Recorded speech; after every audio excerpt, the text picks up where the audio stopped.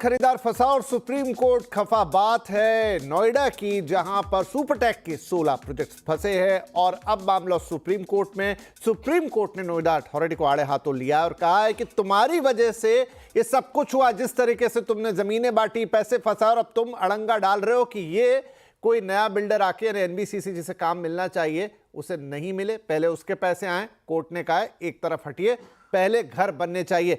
अब अभय साहब, क्या होगा? क्या घर बनेंगे? मतलब एक्चुअली में यहां से होने क्या जा रहा है? विपिन जी, पहला तो मैं एक चीज क्लेरिफाई कर दूं यहाँ पे कि अमिताभ कांत कमेटी जो बनी थी, उसने जो रिपोर्ट दिया था वो केवल एनसीआर के लिए नहीं था, पूरे इंडिया के लिए था।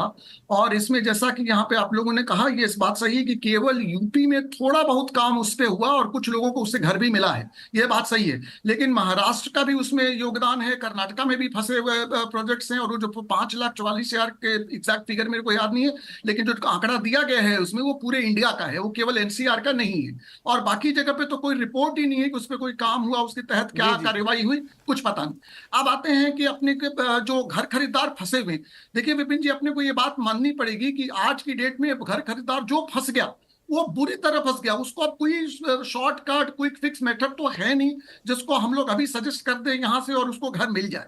तो करना क्या होगा? देखिए, हम लोग को कड़वी घूंट पीनी पड़ेगी। सुप्रीम कोर्ट बार बार ये बात कह रहा है कि एसआईटी, ये बात पक्की है कि अब आप देख सकते हैं कि डेवलपमेंट अथॉरिटी हो, रेरा अथॉरिटी हो, बैंक्स हो, ये जो मिली भगत की वाली जो साठ गांठ की जो कहानी है ये चल रही है और इसकी वजह से ही सारे समस्या है। जब तक हम लोग इसका निदान नहीं करेंगे तब तक कोई निदान नहीं होगा।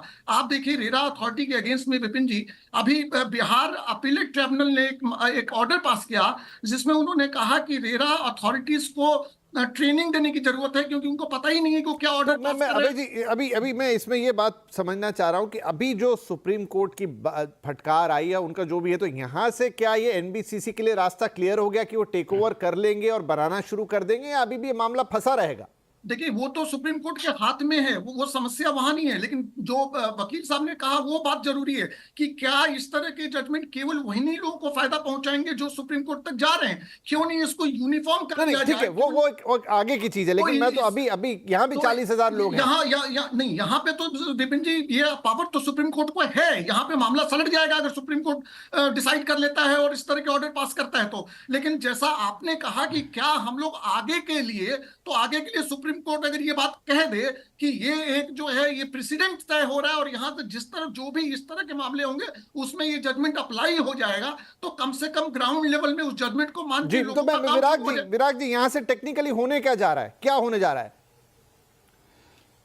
देखिए विपिन जी, आप जानते हैं कि जब सेट ऑफ होता है, जैसे बैंकों का भी जो बट्टा खाता में पैसा जाता है वो कागजों में बना रहता है, कभी माफ नहीं होता है। तो सुप्रीम कोर्ट के पास अख्तियार है, सुप्रीम कोर्ट के पास पावर है कि वो इस पैसे को वेव कर सके, लेकिन सामान्यता नहीं करेंगे क्योंकि ऐसा करने से दूसरे प्रोजेक्ट में भी होगा।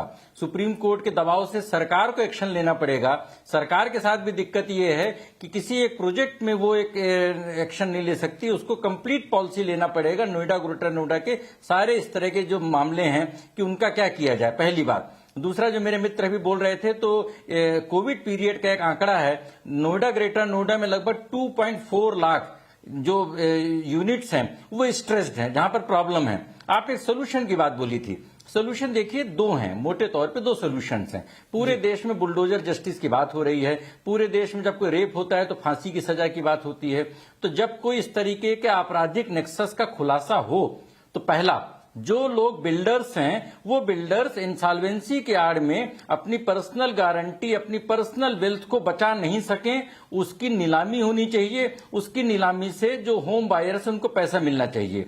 दूसरा, जिन अधिकारियों और नेताओं का उस पूरे प्रकरण में योगदान है उनकी पेंशन बंद होनी चाहिए, उनकी धन संपत्ति को कुर्की करके और होम बायर्स में बांटना चाहिए। क्योंकि जब एसआईटी की जांच के बाद खुलासा हो और आरोपी दूर भाग जाए और सरकार के खजाने को चोट पहुंचे, ये कानून के शासन के लिहाज से ठीक नहीं है। एक और